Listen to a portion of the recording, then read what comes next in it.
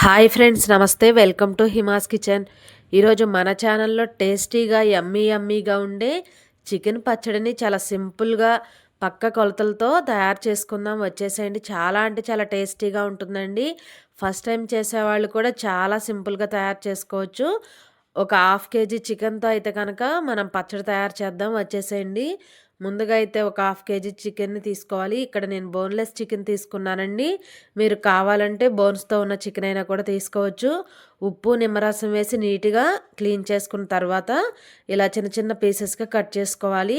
ఇందులో పావు tea spoon వరకు పసుపు, ఒక హాఫ్ టేబుల్ స్పూన్ వరకు సాల్ట్ వేసుకోవాలి. అలాగే ఒక 2 టేబుల్ స్పూన్ల వరకు ఆయిల్ వేసుకొని ఉప్పు, పసుపు ఆయిల్ అన్నీ కూడా కలిసే విధంగా ముక్కలకి పట్టేలాగా బాగా కలుపుకోవాలి. చూడండి, ఇలా కొంచెం మీడియం సైజులో పీసెస్ని కట్ చేసుకోండి. అప్పుడే మనకి ఈ ముక్కలు చక్కగా ఫ్రై అవుతాయండి. టేస్ట్ బాగుంటుంది పచ్చడి అనేది. ఇప్పుడు స్టవ్ ఆన్ చేసుకొని కడాయి పెట్టుకొని మనం ఉప్పు, పసుపు వేసి కలిపి పెట్టుకున్న చికెన్ అయితే కనుక ఈ కడాయిలో వేసుకోవాలి. ఒకసారి మొత్తం కలుపుకొని మూత పెట్టి మీడియం ఫ్లేమ్లో అయితే ఉడికించుకోవాలండి. మధ్య మధ్యలో మూత తీస్తూ కలుపుతూ ఉడికించుకోవాలి. చికెన్లో నుంచి వాటర్ రిలీజ్ అయ్యి మళ్ళీ ఆ వాటర్ అంతా ఎగిరిపోయేంత వరకు కూడా ఈ చికెన్ అయితే ఉడికించుకోవాలి. మూత పెట్టి మధ్య మధ్యలో మూత తీసి కలుపుతూ ఉడికించాలి, లేదంటే అడుగంటుతాయండి. చూడండి, ఒక 5 నిమిషాలకి మనకి చక్కగా చికెన్లో నుంచి వాటర్ అన్నీ కూడా చక్కగా ఎగిరిపోయినాయి. ముక్క కూడా కొంచెం ఉడుకుతుందండి. ఇలా ముందుగానే ఉడికించడం వల్ల పచ్చడి అనేది మనకి టేస్టీగా ఉంటుంది. వీటిని పక్కన పెట్టుకొని మసాలా అనేది ప్రిపేర్ చేసుకుందామండి. స్టవ్ ఆన్ చేసి చిన్న కడాయి పెట్టుకొని ఒక 5-6 లవంగాలు, ఒక 2 ఇంచుల వరకు దాల్చిన చెక్క, ఒక 3 యాలకులు, ఒక 1½ టేబుల్ స్పూన్ వరకు ధనియాలు వేసుకొని వీటిని లో ఫ్లేమ్లో ఫ్రై చేసుకోవాలండి. ఎక్కువ మాడిని అంటే చేదొస్తుందండి, కాబట్టి లో ఫ్లేమ్లో ఫ్రై చేసుకోవాలి. ఈ మసాలా దినుసులు అనేవి మాడిపోకుండా నిదానంగా అయితే ఫ్రై చేసుకోవాలండి. కాస్త కలర్ మారితే సరిపోతాయి. కొంచెం మాడినా కూడా మనకి పచ్చడి అనేది టేస్ట్ మారిపోతుంది. ఈ విధంగా లో ఫ్లేమ్లో పెట్టుకొని ఇలా కాస్త కలర్ మారేంత వరకు ఫ్రై చేసుకోవాలి. వాటిని ఒక ప్లేట్లోకి తీసుకొని తర్వాత ఒక హాఫ్ టేబుల్ స్పూన్ వరకు ఆవాలు, ఒక పావు స్పూన్ వరకు మెంతులు వేసుకొని వీటిని కూడా కొంచెం కలర్ మారేంత వరకు ఫ్రై చేసుకోండి. మనం ఈ చికెన్ పచ్చడిలో బయట నుంచి మసాలాలు ఏం వాడకూడదండి. మనం అన్నీ ఇంట్లో ప్రిపేర్ చేసుకున్నవి మాత్రమే వేసుకోవాలి. ఆవాలు, మెంతులు చక్కగా ఈ విధంగా కాస్త ఎర్రగా ఫ్రై అయిన తర్వాత వీటిని కూడా తీసి పక్కన పెట్టుకుందాము. ఇప్పుడు స్టవ్ ఆన్ చేసి కడాయి పెట్టుకొని హాఫ్ కేజీ చికెన్కి పావు కేజీ వరకు ఆయిల్ పడుతుందండి. ఈ ఆయిల్ కాస్త హీట్ అయిన తర్వాత మనం ముందుగా ఉడికించి పెట్టుకున్న ఈ చికెన్ పీసెస్ని అయితే ఆయిల్లో వేసుకోవాలి. మీడియం ఫ్లేమ్లో పెట్టుకొని ఇలా మధ్య మధ్యలో కలుపుకుంటూ ఈ చికెన్ ముక్కలను అయితే ఫ్రై చేసుకోవాలండి. కాస్త కలర్ మారి ఎర్రగా అయ్యేంత వరకు, కొంచెం ముక్కలు క్రిస్పీగా అయ్యేంత వరకు ఫ్రై చేసుకోవాలి. మధ్య మధ్యలో ఇలా కలుపుతూ ఉండండి.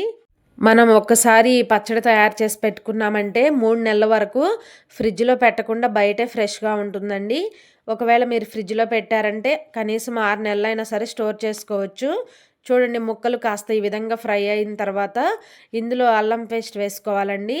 మరీ ఎర్రగా అయినాయి అనుకోండి ముక్కలు అనేవి, మనం పచ్చడి తినేటప్పుడు ముక్కలు బాగా గట్టిగా ఎండిపోయినట్టు ఉంటాయి. ఈ అల్లం పేస్ట్ వేగేటప్పటికి మనకి ముక్కలు కొంచెం ఫ్రై అవుతాయి కాబట్టి ముక్కలు ఈ కలర్ వచ్చిన తర్వాత ఇందులో 2 టేబుల్ స్పూన్ల వరకు ఫ్రెష్గా నూరుకున్న అల్లం వెల్లుల్లి పేస్ట్ వేసుకోవాలి. ఈ అల్లం వెల్లుల్లి పేస్ట్ని కూడా ఒక 5 నిమిషాల సేపు అయితే బాగా ఫ్రై చేసుకోవాలండి. అసలు పచ్చిదనం అనేది ఉండకూడదు. కొంచెం ఈ అల్లం వెల్లుల్లి పేస్ట్ అయితే బాగా ఫ్రై చేసుకోవాలి. ఈ అల్లం వెల్లుల్లి ఫ్రై అయ్యేలోపు మనకు ముక్కలు కూడా ఇంకాస్త ఫ్రై అవుతాయండి.